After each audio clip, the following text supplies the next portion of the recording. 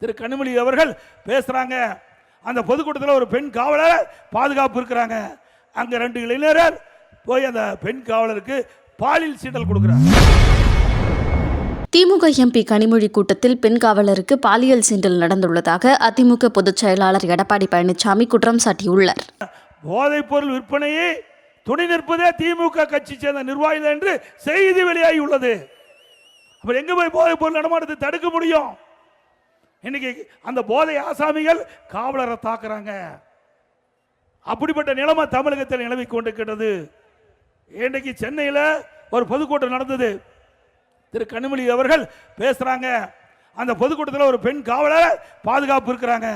அங்க 2 இளைஞர்கள் போய் அந்த பெண் காவலருக்கு பாலியல் சீண்டல் கொடுக்கிறார். இன்னைக்கு காவலருக்கே இப்படிப்பட்ட நிலைமை. மக்களுக்கு யார் பாதுகாப்பு கொடுக்குது? இன்னைக்கு பயிரை வேலி காக்க வேண்டும்.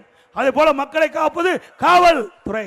அந்த காவலருக்கே பாதுகாப்பு இல்லாத ஒரு சூழ்நிலை இன்றைக்கு தமிழகத்தில் நிலவி கொண்டிருக்கிறது. இப்படிப்பட்ட ஆட்சி தொடர வேண்டுமா?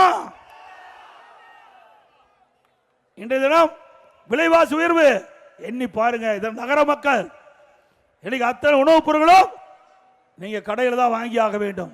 அனைத்து இந்திய அண்ணா திராவிட முன்னேற்ற கழக ஆட்சியிலே விலைவாசியை ஒப்பிட்டு பாருங்க. இன்னைக்கு அண்ணா திமுக ஆட்சியில் இன்னைக்கு அரிசி என்ன விலை?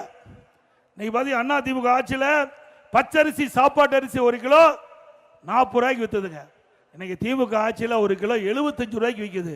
35 ரூபா 1 கிலோவுக்கு அதிகம். செய்திகளை உள்ளது உள்ளபடி தெரிந்து கொள்ள ரெஃப்ளெக்ட் நியூஸை சப்ஸ்கிரைப் பண்ணுங்க.